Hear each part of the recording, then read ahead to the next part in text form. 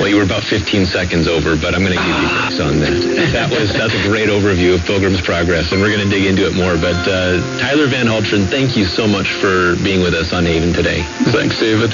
This is Haven Today. I'm David Wolin, and I'll make this quick. It's not hard to find out there a copy of Pilgrim's Progress, but finding the legacy edition you heard about today is not easy unless you get it from Haven.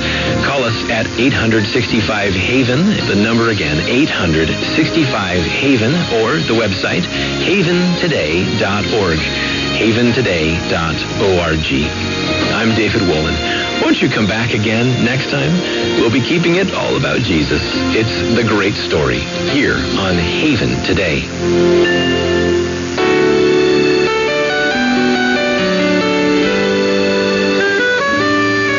Dito nagtatapos ang pagsasahimpapawid ng 702 DZAS, Agapay ng Sambayanan.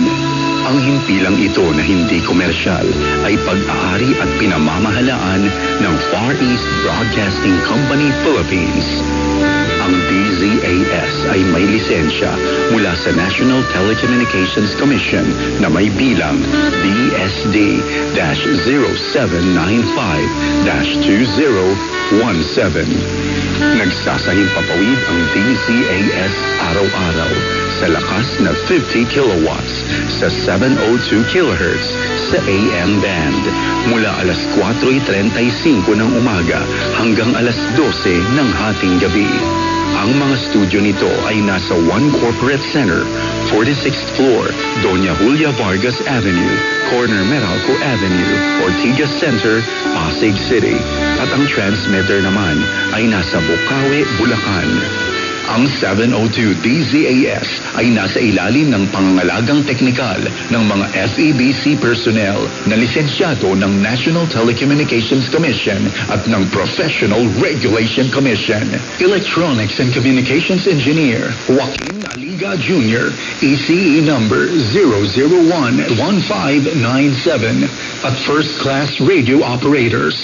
Elizalde Aramay, NTC number 17-1PNCR-268486. Eduardo Balyad, NTC number 97-1-PHN-19888. Rafael Barduquillo, NTC number 14-1PNCR-26670. George Cristobal, NTC number 16-1PNCR-26841. Raymundo Cristobal, NTC number 01-PHN-23193.